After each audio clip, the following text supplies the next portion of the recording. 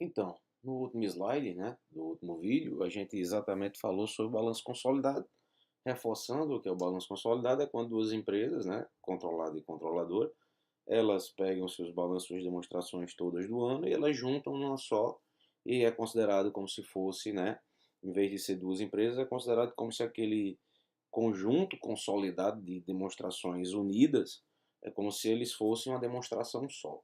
Tá? Mas a Lei 6.404 determina aí, a companhia aberta que tiver mais de 30%, né, do valor do seu patrimônio líquido representado por investimentos em sociedades controladas, deverá elaborar e divulgar, juntamente com as demonstrações financeiras, demonstrações consolidadas. Bem, apesar da lei dizer, né, ou informar isso, a gente sabe que o CPC não faz essa referência.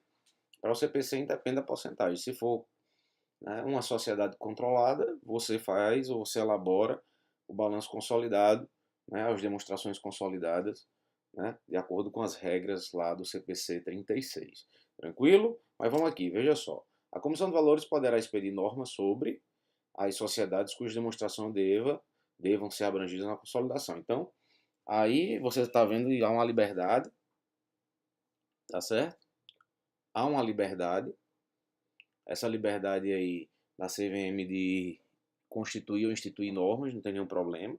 Ela tem N normas lá que às vezes não tem referência com CPC, tem muitas outras coisas ou transações que eles tratam, tá? Mas via de regra, para fins de contabilidade, hoje a CVM utiliza os CPCs sim, tá? Inclusive existem algumas instruções normativas que eu vou mostrar para você agora, tá certo? Pronto, essa daí, né, que ainda não decaíram, não perderam, né, a sua, não perderam ainda a sua vigência, né, falando assim num termo jurídico mais próximo, né, não perdeu a sua vigência, a 247, ela subsiste aí, né, com o CPC 36, tá certo? E ele fala aí, ó, sobre provisões, sobre coberturas. Isso aqui a gente já faz, né? Quando as perdas são efetivas e quando as perdas são potenciais. Você está vendo aí, isso é um exemplo, tá certo? De uma norma que é expedida pela CVM, tá certo? É uma norma que às vezes já deveria ter decaído porque o CPC 36 vem e supre, né, essas normas aí, mas vai ficar lá em vigor, você só tem que dizer qual a aplicação da norma que você está, né, fazendo lá nas suas notas explicativas. Beleza? Fácil demais, mas vamos aqui, ó. Recomendação: quando o investimento em coligado ou controlado em empreendimentos controlados em conjunto, ou empreendimentos controlados em conjunto, for mantido direta ou indiretamente por uma entidade que seja uma organização de capital de risco, essa entidade pode adotar mensuração ao valor justo por meio do resultado para esses investimentos em consonância com o pronunciamento técnico CPC 48. Então, se a finalidade dessas sociedades de capital de risco, né, que são aquelas sociedades que compram participações acionárias, né, geralmente aí elas compram ações, esperam valorizar para depois, né, vender. Essas organizações de capital de risco, elas têm a opção de, nas suas coligadas e controladas ou empreendimentos controlados em conjunto, manter pelo valor justo. Está vendo aí que é uma exceção, entendendo que o método de equivalência trata ou controla através do PL e o valor justo vai controlar segundo o mercado. Então aí vai depender, você está vendo aí que o CPC é muito aberto, ele, via de regra, é uma norma princípio, né? E essa norma princípio, ela dá essa possibilidade. Se a organização for do capital de risco, a controladora for, né, ou gosta de, né, gosta da questão de capitais de risco, vivem exclusivamente disso, de comprar participações acionárias, eles podem manter suas controladas e coligadas, tá certo? Pelo valor justo. Tá aqui, ó, o que é uma sociedade de capital de risco? A modalidade de investimento utilizada para apoiar negócios por meio da companhia de uma participação acionária geralmente minoritária com o objetivo de ter ações valorizadas para a posterior saída da operação.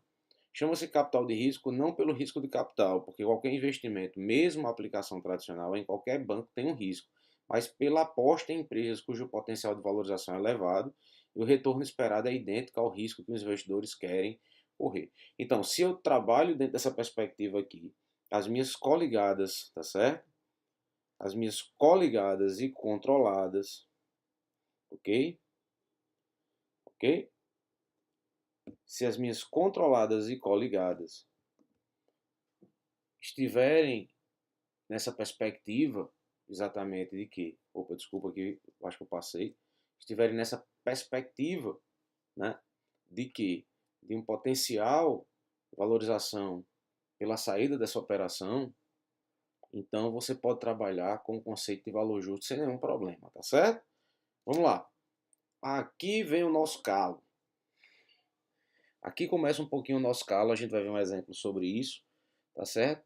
Classificação como mantido para a venda. Quando o investimento ou parcela de investimento em coligada ou controlada ou em empreendimento controlado em conjunto previamente classificado como mantido para a venda, não mais se enquadrar nas condições requeridas para ser classificado como tal, a ele deve ser aplicado o método de equivalência de modo retrospectivo a partir da data da sua classificação como mantido para a venda. Das demonstrações contábeis para os períodos abrangidos desde a classificação de investimento como mantido para a venda deverão ser, né, CPC 38, revisão 2, ajustadas de modo a refletir essa informação. Então você está vendo aí se eu tenho um instrumento que era mantido, tá certo? Para a venda, ou disponível para a venda.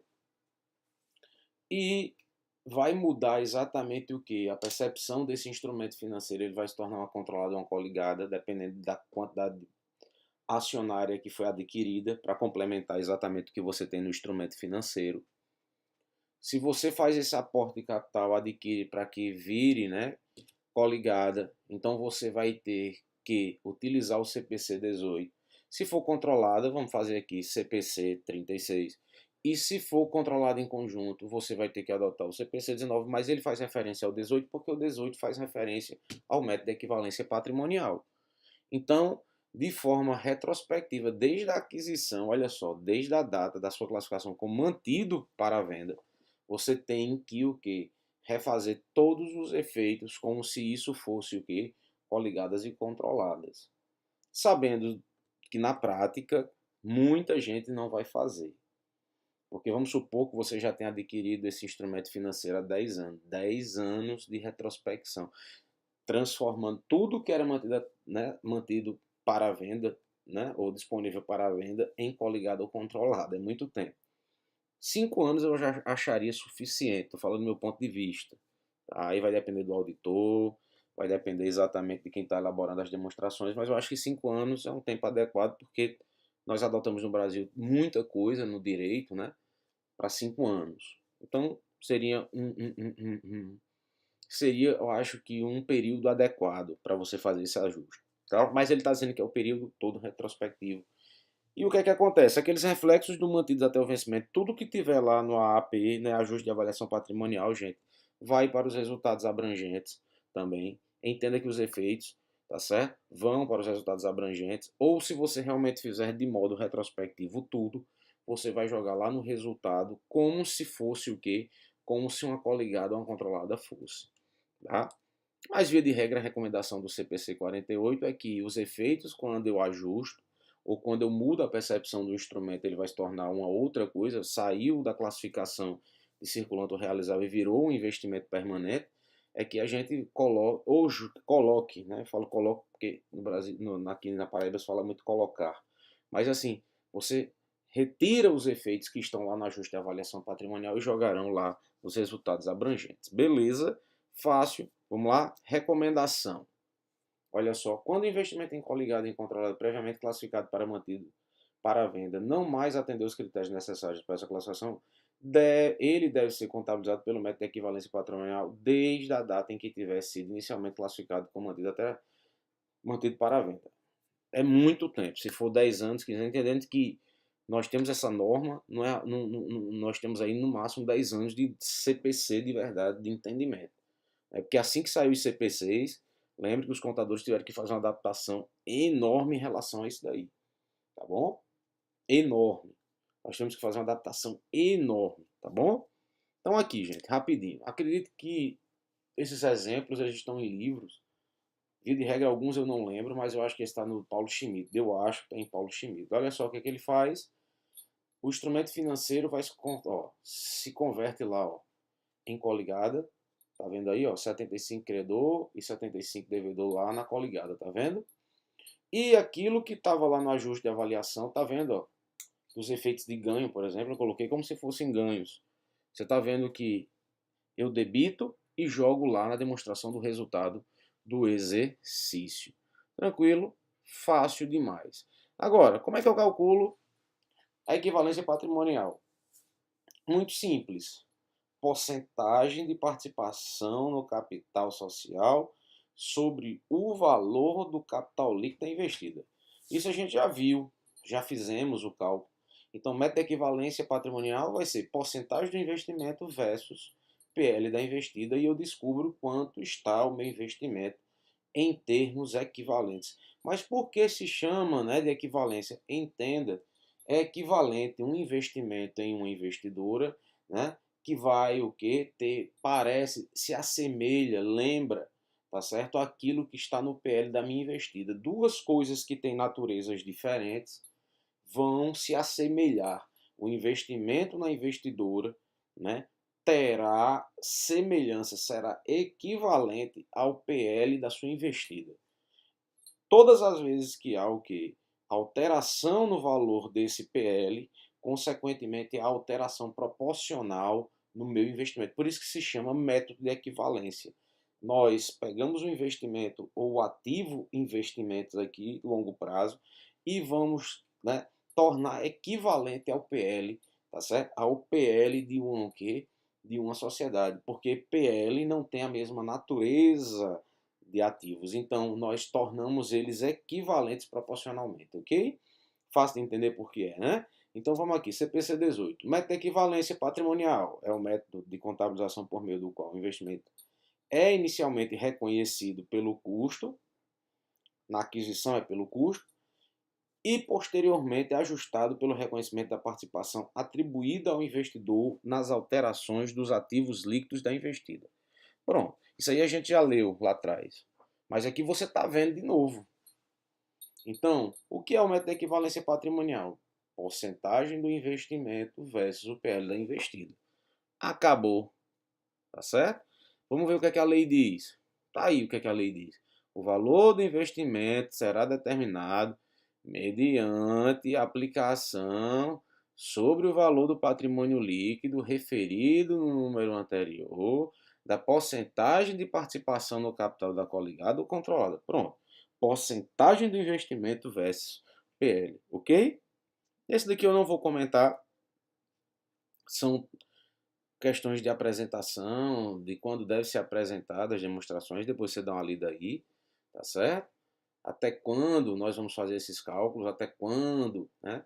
Tá aí grifado em negrito. Eu vou passar logo direto, porque para mim o que vale agora é isso daqui, ó, o cálculo, tá certo, da equivalência patrimonial. Então, o valor do investimento será determinado mediante aplicação sobre o valor do patrimônio líquido referido no número anterior, da porcentagem da participação no capital da coligada controlada. Em outras palavras, pega-se a porcentagem de investimento, aplica em cima de quê? Do PL da investida e nós vamos saber ou vamos descobrir quanto vale, tá certo? Quanto vale o método de equivalência patrimonial, ou quanto se equivale o investimento com o PL da minha investida. Beleza? Valeu! Temos aqui pouco tempo agora, então fica para o próximo vídeo a continuação de método de equivalência patrimonial. Valeu!